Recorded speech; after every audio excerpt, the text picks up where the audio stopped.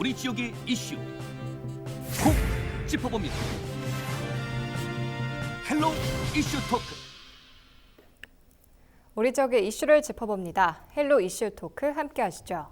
정치권으로부터 불거진 장애인 이동권 이슈가 많은 관심을 받으면서 우리 경북에서도 관련 움직임이 나타났는데요.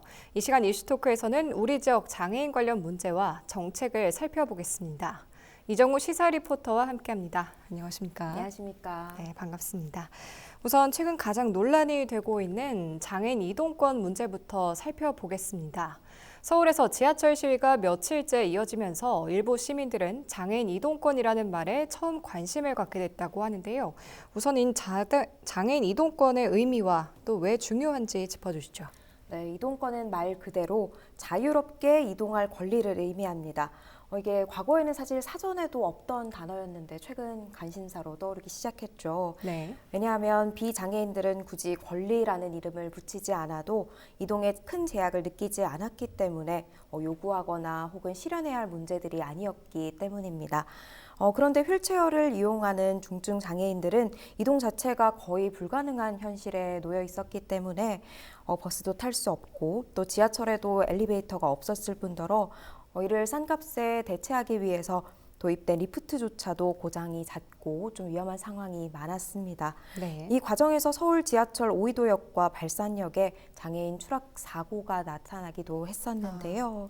네, 이번 전국 장애인 차별연대에서 하고 있는 이동권 시위가 또다시 화제가 되면서 이동권에 대한 관심이 높아지고 있습니다. 사실 이동권 시위는 20년 전부터 있었습니다. 자유롭고 안전하게 이동하고 싶다는 요구를 또 이렇게 하면서 관련법이 만들어지기도 했고요. 네. 그러면서 엘리베이터도 생기고 저상버스도 도입이 된 겁니다. 네, 이동권이 특히 중요한 이유는 사람이 이동할 수 있어야 학교도 갈 수 있고 또 우리처럼 출근도 할 수 있게 되죠. 네. 네, 그리고 사람도 만나고 교육도 받게 되는데 이동이 가로막히면 사회 구성원으로서의 역할을 하기 힘들다는 것 때문에 이렇게 이슈가 된 것이라고 볼 수 있겠습니다. 네, 이동권이 곧 생존권과도 이어진다고 볼 수 있을 만큼 또 그만큼 중요하고 또 그 현황도 궁금한데요. 서울과 대도시에서는 주로 지하철과 관련된 문제가 많이 제기되고 있는데 구체적으로 어떤 문제가 있는 건가요? 네, 그나마 이제 편의시설이 잘 갖춰져 있다고 하는 서울과 수도권에서도 좀 문제가 많아 보입니다. 네. 지하철 엘리베이터 같은 경우에도 장애인들의 오랜 요구와 시위를 통해서 만들어졌는데요. 이렇게 만들어지고 나니까 무거운 짐을 끄는 사람과 또 영유아 동반자 그리고 계단을 오르내리기 어려운 또 어르신분들이 모두가 편하게 이용하기 시작했죠. 네. 네, 그런데 이게 다 설치된 것은 또 아닙니다. 이명박 전 대통령이 서울시장 당시에 2004년까지 서울 시내에 지하철 내에 엘리베이터를 100% 설치하겠다고 약속했지만 이건 지켜지지 못했고요. 네. 또 2015년 고 박원순 서울시장도 2022년까지 인력사 1동선 100% 설치를 약속을 했지만 안타깝게도 지켜지지 않았습니다. 네. 지금도 16개 역사는 접근이 불가능한 것으로 알려졌는데요. 엘리베이터가 아니라 계단 위를 지나는 리프트만 설치된 곳도 많고요. 네. 또 2017년에는 이 위험한 리프트를 이용하는 과정에서 장애인 추락사 사건도 있었습니다. 네. 네, 이외에도 불편한 점이 참 많습니다. 지하철 전동차와 승강장 사이에 폭이 넓어서 바퀴가 빠지기 쉬운데요. 네. 그리고 또 위험하죠. 승강장, 대합실, 지상까지 이어지는 구간마다 구석에 있는 엘리베이터를 찾아서 일일이 이동해야 하고 동선이 좀 많이 복잡한 것으로 보여집니다. 네. 비장애인이 이동하는 것보다 몇 배의 시간이 더 소요된다고 볼 수 있겠는데요. 그나마 엘리베이터가 있기라도 하면 다행이지만 엘리베이터가 없거나 혹은 고장이 난다면 민간 소유주역이라 관리가 방치되고 있는 일들도 많아서 조금 많이 불편하다고 볼 수 있겠습니다. 네, 이렇게 대도시는 또 대도시대로 불편함이 있지만 사실 우리 지역 같은 중소도시에서도 어려운 점이 많을 것 같은데요. 중소도시의 장애인들의 이동권 현황은 어떤가요? 네, 아무래도 서울이나 수도권에 비하면 많이 열악한 환경이라고 볼 수 있겠습니다. 네. 하지만 앞서 짚어봤듯이 우리 서울과 수도권에도 참 시설이 많이 열악하다고 말씀을 드렸는데요. 경북은 우선 지하철이 없기도 하고요. 네. 또 저상버스는 전체 23개 시군 가운데 10개 시도밖에 없습니다. 그러니까 나머지 13개 지자체에서는 저상버스가 없다고 볼 수 있겠는데요. 네. 그나마 유일하게 휠체어 이용자가 탑승할 수 있는 대중교통이 있는데 바로 장애인 콜택시라는 제도입니다. 이런 특별 교통수단이 있지만 사실 장애인 콜택시도 차량이 많이 부족한 게 현실이라고 볼 수 있겠고요. 네. 차량 자체가 적어서 원하는 시간에 콜을 접수하는 것도 힘들 뿐더러 또 일정을 맞추다 보니까 주말이나 공휴일에는 그리고 또 야간에는 운행을 하는 곳은 더더욱 찾기 힘들다고 합니다. 네. 현실이 이렇다 보니 휠체어를 이용하는 중증 장애인들은 콜택시 예약 시간에 맞춰서 시간 계획을 할 수밖에 없는데요. 경북이 어느 지역이든 빠르게 연결하는 사통팔달 시대를 열고 있는 만큼 우리 장애인분들께서도 자유롭게 다닐 수 있는 그런 환경을 구축해야 하지 않나 싶습니다. 네, 중소도시 장애인들의 이동권 문제도 참 어려운 상황인데요. 그런데 장애인들이 겪는 불편함이 이 이동권만은 아니죠. 거주에 있어서도 어려움이 있고 또 장애인 거주시설에서의 인권 유린 문제도 계속해서 반복되고 있습니다. 자세한 내용 짚어주시죠. 네, 매년 장애인 거주시설에서 인권 유린이나 학대 문제가 계속해서 나오고 있습니다. 네. 우리가 보도를 보면 연일 이런 보도들이 많이 나와서 참 안타깝기도 한데요. 네. 지역을 가리지 않고 비슷한 학대 문제들이 되풀이되고 있는 현실입니다. 경북 장애인 차별 철퇴 연대에 따르면 2020년부터 2021년까지 경주와 포항, 영덕, 경산, 영천, 도내 5개 시군의 6개 장애인 생활시설에서 생활일 학대와 같은 인권 침해 문제가 발생했다는 결과가 나왔습니다. 네. 이 시설들에서는 거주인 폭행을 비롯해서 정신병동 강제 입원, 그리고 거주인 학대, 방임, 또 CCTV를 통한 인권 침해와 같은 이런 제보들이 연이어 발생을 했는데요. 접수가 됐고요. 네. 특히 경주는 A 장애인 생활시설에서는 거주인 폭행 사건으로 1심 재판이 진행되는 상황에서도 또다시 폭행이 일어나서 좀 논란을 빚은 적도 있습니다. 네. 네, 이때 경북 장애인 차별 철퇴 연대는 장애인 생활시설에서 인권 침해 문제가 반복되는 이유로 경북도의 관할 지자체 미온적인 대응을 지적하기도 했는데요. 이따르는 시설에서 각종 문제에 대해 시설 폐쇄 그리고 탈시설 지원과 같은 적극적인 행정 조치가 이뤄지지 않고 있다고 이야기하기도 했습니다. 우리 사회가 장애를 가진 시민들과 함께 살아갈 수 있는 지역사회 환경을 조성하기 위해서는 이런 시설에 격리하는 정책을 유지하면 안 되는데 이런 정책 기조가 수십 년째 유지되어 오고 있습니다. 집단 수용해서 관리하는 시스템은 어떤 부분에서 인권 침해를 유발할 수밖에 없는 그런 환경이라고 볼 수 있겠고요. 이것이 악화된다면 극단적으로 인권 침해도 일어나고 또 학대까지 일어날 수 있다는 거죠. 경북은 전국에서 2번째로 많은 총 90여 개의 장애인 거주 생활시설이 있기 때문에 이런 시설에 대한 인권 침해가 재발하지 않도록 수시로 점검해야 할 필요가 있다고 볼 수 있습니다. 네, 장애인 시설의 인권 침해 문제도 좀 심각하지만 경북 소재 청사의 시각장애인 편의시설 미설치율이 가장 높은 것으로 나타났습니다. 이 부분도 좀 짚어주시죠. 네, 지난 1월 보건복지부가 한국시각장애인연합회 주관으로 전국 지자체 청사 중에서 278개소의 시각장애인 편의시설 설치 실태를 처음 조사를 했습니다. 네. 그 결과 절반 이상 저명과 점자와 같은 중요 시설이 설치되지 않았다고 하는데요. 그 결과를 좀 살펴보면 중요 시각장애인 편의시설인 저명 블록, 점자 표지판, 또 점자 안내판, 음성 안내 장치의 적정 설치율이 28.1%로 조사가 됐고요. 미설치율은 52.9%로 나타나서 시각장애인의 시설 접근과 이용이 상당히 어려운 것으로 나타났습니다. 네. 또 특히 점자 표지판의 미설치율은 60.7%에 달하면서 좀 높은 수준을 보였습니다. 그렇네요. 네. 네, 총 6,021개 조사 항목이 적절하게 설치된 비율을 살펴보니까 38.8%로 나타났고요. 부적정 설치 비율은 37.4%, 네. 또 미설치 비율은 23.8%로 조사가 됐습니다. 시각장애인 편의시설이 부적정하게 설치된 사례로는 점자 블록의 재질 규격이 맞지 않거나 네. 또 유지 관리가 제대로 되지 않는 경우도 있었고요. 점자 표지판 설치 위치나 내용이 잘못된 경우들이 있었습니다. 시도별로 시각장애인 편의시설 실태를 보면요. 충청북도 소재 청사의 적정 설치율이 31.9%로 높게 좀 나타났고요. 네. 경상북도 소재 청사는 미설치율이 35.5%로 높게 나타나서 시각장애인 편의시설이 열악한 것으로 나타났습니다. 네. 보건복지부는 이번 조사를 토대로 잘못 설치된 편의시설을 올바르게 설치하라고 명령을 내렸고요. 또 시설이 없는 청사에서는 조속히 설치하라는 명령까지 내렸습니다. 공문을 받은 각 지자체는 올해 상반기까지 시각장애인 편의시설을 설치를 해야 하고요. 또 이 결과를 보고해야 한다고 합니다. 하반기 중으로는 이제 복지부에서 현장 점검에 나서서 이 결과들을 점검할 예정입니다. 네, 장애인 이동권부터 인권 유린 문제까지 살펴봤는데요.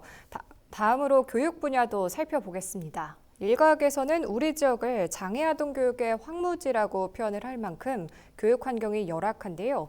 학교에 장애아동을 위한 특수반이 없어서 학부모가 직접 나선 사례도 있습니다. 네, 짚어주시죠. 네, 중학교와 고등학교에 특수반이 없어서 학부모가 직접 나선 사례가 있었습니다. 네. 경북 칠곡에서 일어난 사건이었는데요. 한 학부모는 발달장애인 아들을 장애인 거주시설에 보내지 않고 일반 학교로 보냈습니다. 당시 해당 학교에는 특수반과 장애인 관련 교육 체계가 없었고요. 이 학부모는 관청에 찾아가서 시위해서 교육시설을 만들어냈고 학교에 장애인 교육 체계가 없으면 학교를 찾아가서 건의하기도 했습니다. 네. 고등학교 졸업 후에는 특수학교 전공과에도 이 학생은 진학한 것으로 알려졌습니다. 해당 학부모는 왜 자녀를 장애인 시설에 보내지 않고 일반 학교에 보냈냐라는 이런 질문에 이렇게 대답을 했습니다. 네. 사회 안에서도 장애인도 함께 살아가야 한다는 것을 사회가 함께 고민하기를 바라는 마음이었다. 이렇게 네. 이야기했는데요. 이 부분을 듣고 저는 좀 마음이 찡하기도 했고 네. 네, 우리 사회에서 장애가 있는 친구와 생활하는 법을 배우고 또 일원으로 인정하는 과정이 필요하다는 걸 좀 절실하게 느낀 사례라고 볼 수 있겠습니다. 네, 자녀를 위해서 직접 나선 학부모들의 마음이 너무 이해가 가는데요. 서울에서는 교육감 선거를 앞두고 교육 불평등 해소를 위한 장애인 연대가 출범했다고 하는데요. 자세한 내용 짚어주시죠. 네, 그렇습니다. 지난 4월 5일에 교육감 선거를 앞두고 서울 종로구 서울시 교육청 앞에서 장애인에 대한 차별 철폐 그리고 교육 권리 쟁취를 위한 그런 2022 교육감 선거 장애인 연대 출범식이 열리기도 했습니다. 네. 이들은 장애인이 교육에서 소외되는 근본적인 원인은 비장애인 중심의 능력주의 교육 체계 때문이라고 이야기했는데요. 장애 배제적인 교육 환경으로 인해 교육 불평등이 발생하고 교육 격차가 심화되고 있다고 이야기하면서 연대가 세우는 목표를 3가지를 제시했습니다. 그 3가지를 한번 짚어보자면요. 네. 첫 번째는 진정한 통합교육을 위한 학령기 장애인 특수교육 권리 보장. 또 2번째는 자립 능력을 위한 평생교육 권리 보장. 마지막은 장애인 교원 권리 보장입니다. 네. 네, 이렇게 3가지를 주장하면서 학령기 장애인 특수교육과 장애인 평생 교육시설, 그리고 장애인 교원 양성 등에 대한 시도 교육감이 적극적으로 고민해야 하고 이런 것에 대한 조치가 있어야 한다고 주장했습니다. 그렇다면 교육부는 장애인 인권 교육권 보장을 위해서 어떤 노력을 하고 있나요? 네, 정부는 지난해 9월에 장애인 교육권을 개선시키기 위해서 교육부 장애인 단체와 교육부와 그리고 장애인 단체 간담회를 개최했는데요. 네. 간담회에서 여러 장애인 단체와 또 교육부가 한자리에 모여서 장애인 교육권 제고를 위한 의견을 나눴습니다. 그 내용을 살펴보면 교육부는 장애인이 교육을 받고 직업을 가질 때 장애라는 것이 걸림돌이 돼서는 안 된다고 이야기했는데요. 네. 보다 나은 교육 환경과 여건을 조성하겠다고 밝히기도 했습니다. 내용을 살펴보면 특수학교와 특수학급을 증설하고 특수교사와 장애인 지원 인력도 증원을 약속했습니다. 그리고 코로나19 상황에서 장애 학생의 학습권 보장을 위해서 현장에 대한 지원과 방역을 강화하고 있는 상황이고요. 네. 각 부처의 협업을 통해서 장애 학생 인권보호 종합 대책과 또 장애 아동 지원 방안도 마련했다고 합니다. 네. 네, 하지만 장애인 단체에서는 보완할 점이 좀 많다는 그런 의견을 냈는데요. 특히 장애 학생들의 진로와 취업에 직결되는 고등교육과 평생교육에 있어서는 좀 더 살펴보고 보완해야 한다고 지적했습니다. 그 이후로 장애 학생의 대학 진학률이 전체 대학 진학률과 비교해 볼 때 여전히 낮다는 점과 또 어렵게 대학에 진학을 했더라도 학업 수행과 대학 생활에 많은 어려움을 겪고 있다고 이야기했는데요. 네. 공공 부문에서 선도적으로 장애인 고용을 확대하고 있기는 하지만 교육 분야 공무원이 대다수인 좀 교원의 경우에는 장애인 고용이 매우 저조하다고 볼 수 있습니다. 이에 교육부는 제안의 취지에 공감을 하면서 이런 요구들을 받아들인다고 이야기했고 공감했는데요. 네. 학생들의 미래를 준비하는 교육 분야에서 보다 적극적인 조치와 인식의 개선이 매우 시급하고 중요하다고 보고 있습니다. 네. 또 장애에 대한 사회 인식을 개선할 수 있는 정책 방향과 과제를 모색하겠다고 밝히기도 했습니다. 구체적으로는 교육 분야 장애인 차별 해소를 위해 소통하고 정보를 공유할 수 있도록 교육부 장애인단체 실무협의체를 운영하게 됐고요. 이 협의체를 통해서 교육부 관련 부서장들이 실무 인사들과 교육 분야 장애인권 관련 현안과 정책 추진 상황에 대해 소통하겠다고 밝힌 상태입니다. 네, 교육부에서도 나름의 노력을 하고 있는 것 같은데요. 추가로 한 가지 충격적인 연구 결과가 있습니다. 바로 한국의 장애인 정책이 OECD 회원국 중 최하위권에 속해 있다고 하는데요. 이 부분도 좀 짚어주시죠. 네, 지난 4월 10일 학술개간지인 비판사회정책 최신호에 실린 그런 논문에 따르면요. 네. 장애인 정책 유형화, 차별법제, 소득보장 정책, 고용 정책 중심으로라는 제목의 논문이었습니다. OECD 회원국들 중에 한국은 장애인 정책 관련 분야에서 최하위인 것으로 나타났습니다. 네. 이 분석을 살펴보면 OECD 37개 회원국 중에 장애인 관련 차별금지법이 없거나 소득보장에 대한 정책이 명확하지 않은 19개국을 제외한 18개국을 대상으로 차별법제, 소득보장 정책, 고용 정책과 같은 세 가지 분야에서 연구가 이루어졌는데요. 네. 한국은 이들 18개 중에 하위권에 머무르는 것으로 나타났습니다. 네. 네, 구체적으로 차별법제 분야에서는 장애인에 대한 직간접, 차별금지 등을 명시한 법이 있는지를 평가했는데 한국은 표준화 점수 1점 만점 중에 0.51점을 받아서 이탈리아와 스페인과 같은 비슷한 수준이었고요. 또 장애인이 받는 상병수당 급여 수준과 또 급여 지속기간과 같은 요소를 중점적으로 살핀 소득 보장 정책에서도 한국은 0.05점으로 낮은 점수를 받았습니다. 네. 장애인 지원 고용 프로그램과 근로 인센티브 등을 평가한 고용 정책 측면에서는 한국은 유일하게 0점을 받아서요. 네. 18개 국가 중에 최하위를 기록한 것으로 나타났습니다. 모든 분야에 골고루 높은 점수를 받은 이상적 장애인 정책 실현형에는 독일과 노르웨이, 스웨덴이 포함이 됐는데요. 장애인 차별금지에 대한 높은 사회적 인식을 바탕으로 효과적인 소득 보장 정책과 안정적인 장애인 고용 프로그램을 가진 것이 공통점으로 분석이 됐습니다. 한국은 미국, 일본과 함께 차별법제, 그리고 소득보장 정책, 고용 정책 모든 면에서 낮은 점수를 받아서 하위권을 기록한 것으로 나타났습니다. 네, 4월 20일 장애인의 날도 다가오고 있는 만큼 한국의 장애인 정책 개선이 절실해 보입니다. 끝으로 이번 장애인 지하철 시위와 관련해서 덧붙일 이야기 있으시면 짧게 부탁드립니다. 네, 최근 몇 달간 아침 출근길에 벌어진 장애인단체의 지하철 시위를 둘러싸고 참 말들이 많았는데요. 네.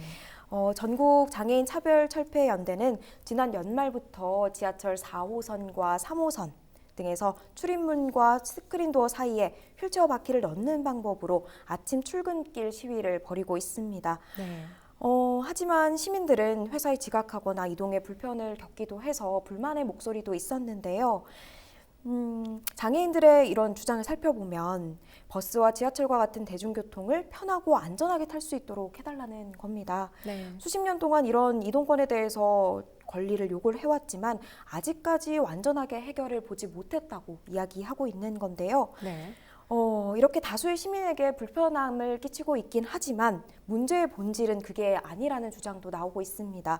장애인의 이동권과 이런 보장하라는 외침이 20년 이상 지속이 되고 있지만 정부 예산에 제대로 반영되지 못하는 현실 외면해서는 안 된다고 생각합니다. 따라서 이 사안에 대해서 사실 이런 견해와 저런 견해도 다들 일리가 있는 이야기인데요. 네. 서로를 이해하고 배려하려는 마음가짐을 가지고 모두 공생하려는 사회를 만든다면 조금 해결점을 찾지 않을까 싶습니다. 네, 오늘 말씀 여기까지 듣겠습니다. 흔히 장애인의 인권과 복지 수준은 그 사회의 수준을 가늠하는 척도라고도 하는데요. 장애인이 차별받지 않고 더불어 살아가는 사회가 하루빨리 구현되길 바랍니다. 헬로티비 뉴스 마칩니다. 시청해주신 여러분 고맙습니다.